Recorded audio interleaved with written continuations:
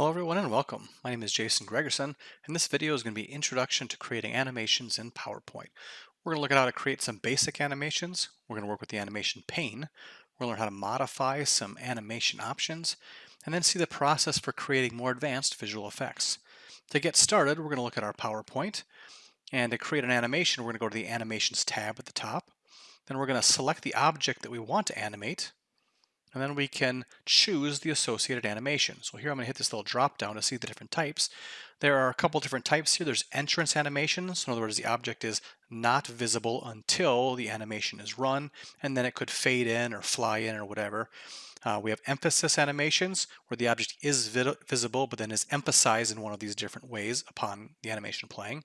There's exit animations and there's motion animations. So in this case, I want my first item to be not displayed and then suddenly fade in. So I've selected that animation. So now I want to do the same thing really with objects 2 through 6. So I can actually highlight them all and just click fade up here. Now once I add my animations, then I have this animation page which I can toggle on and toggle off by clicking on animation page, and it shows the appropriate animations over here on the right hand side. And if I go to the right side of the specific animation, there's a little drop arrow, and I can adjust the options associated with this animation. So for instance, do I want number 2 to start on a new click or come in at the same time as the previous action? In this case, I think I want all of these to come in on a new click so I can talk about them and then reveal the next item. So I would select each one of these and say start on a previous click. Start on a click, start on a click. All right, then if I want to see what this action looks like, I can play all, and it will walk me through the different animations here, like that. All right, then I'm going to go on to the equations over here. So now I could, after that, I could just go to my first equation. I would then want that to appear. And then I would maybe want to have my u equals x squared as my first step would be choose u. My next step would be to calculate du, so I'll have that object fade in. I want to plug those values into my integral, so I'll have that object fade in. I'll have the next guy fade in, and the last one fade in. So all I'm doing is clicking on the different text cells, hitting the fade button to have those fade in. Now if I want to see everything all at once, I can go to the slideshow tab and say run from current slide. So I will run that. I can see that already that I've missed one animation, so I'm just going to escape, make sure I click that C guy and add a new animation of fade to him. Now I'll go back and try that again from current slide. And now I can just click or hit down on my keyboard and kind of see how this slide would progress. Steps, first they would choose U, calculate du, plug in u's, integrate, plug in x's, plus c. Let's try this on this integral. First step is to choose u and du. And so I'm just clicking through, and I can actually talk while these things are revealed throughout my video. All right, so we can see it's pretty easy just to use the fade intro to do animations. That would be a perfectly excellent video. Now there are some effects that we could do that might make it a little more natural, a little more interesting. So one thing about revealing these items is it doesn't feel natural, not like you're maybe writing out solutions like you would on the whiteboard. But one effect option that we might be interested in is if I select this object, I go over to the fade in, and I go to effect options. For every different type of effect, there's a variety of options that we can adjust. So for instance, I could adjust the timing, add a delay, all these different things. What I'm interested here is animate text. And right now the default is all at once, but I could have it reveal itself letter by letter. And if I do that, we can see it kind of reveals itself. And in fact, I could even set a delay on that. So right now it's 10% delay between letters. Maybe I'm going to do a 20% delay in between letters. So now I can see that it kind of feels like I'm writing out that expression. Now if I want to apply that same effect to all of these different equations, I can just hit shift down to select all these different ones. And then I'm just going to go ahead and go effect options, animate text by the letter at my 20%. And then it should apply that same setting to all of them. And so we'll see just that little adjustment could make this feel a little more natural to students as they're observing it. So there's some basic animations in PowerPoint. What about some more advanced animations? So for instance, in the example video, we saw that some of the animations were taking elements of this integral and moving it up into the expression for du and then bringing the du down. How do we do those types of animations? Well, one thing we need to know first is that every object we want to move needs to be its own item. So in this case, instead of just having one equation that was the integral of 2x sine of x squared, I actually have different equation and boxes for the different components that I'm going to want to move later. So for instance, here, the equation is actually just these pieces because these are the pieces that won't end up being moved. Okay, so I have to create several more equations for every component that could be moved. Similarly up here where it says u equals x squared, I actually have an equation and a text box for the u, for the equals, and for the x squared. Then I got to mentally map out what I want this animation to do. In this case, for instance, I'm going to want the 2x and the dx to animate to move over to overlap the 2x dx and the du expression. So how would I do that? Well, I'm going to select the 2x. I'm going to go to animations, and the animation I'm going to select is going to be a motion path. And so one of the motion paths is custom path. So I'm going to choose custom path.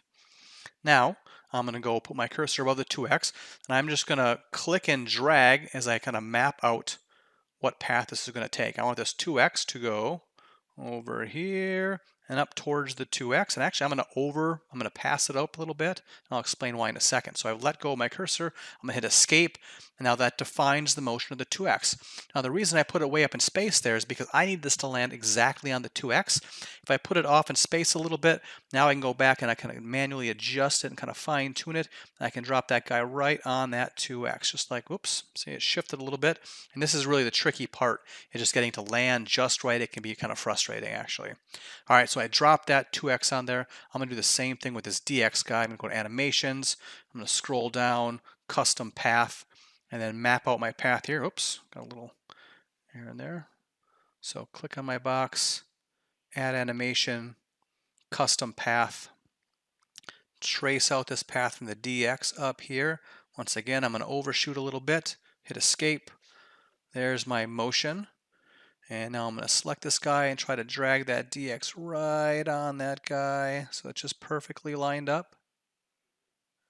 All right, sometimes, like I said, it is a little tricky. And if we miss it a little bit, we can try to compensate. I could go back to the underlining dx and then apply a fade out at the same time this runs, so it kind of look like the dx is moving up into that position, and then one of the two is fading out. All right, so I got two guys in here. Let's see what that guy looks like so far. So I'm going to go to the bottom. We got the 2x coming up. We got the dx coming up. All right, I want the du now to drop down. Now the problem is I want the du to go in the place of where the dx was, but I don't want it to leave from its original spot. So how do I get that action? Well, I'm basically just going to copy this equation cell, take this new du and put it right on top of the previous du, and I'm going to have that new one fade in. So that's going to fade in, and then it's also going to go through that motion. So now I'm going to add the custom path. I'm going to have this du come down and go right to where the dx is going to be. We're just going to leave it go like that and see if we can land it right on there. There it is. Okay. Now once again, we're going to go back and to the top and play all these animations to see the action. Now I have the 2x going up, I got the dx going up, and now I have the du coming down. And I might want, now I got to think about the order here. I kind of want the 2x and the dx to move at the same time. So over in the animation page, I would just create that second animation and have it start with the previous animation. All right.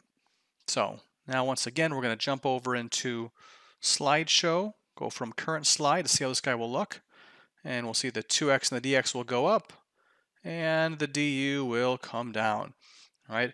And you can see that when the du starts its animation, there's a little shift up in there, and so I would want to go back and click on that guy and try to manipulate it a little bit, and that's really where the fine detailed work comes from.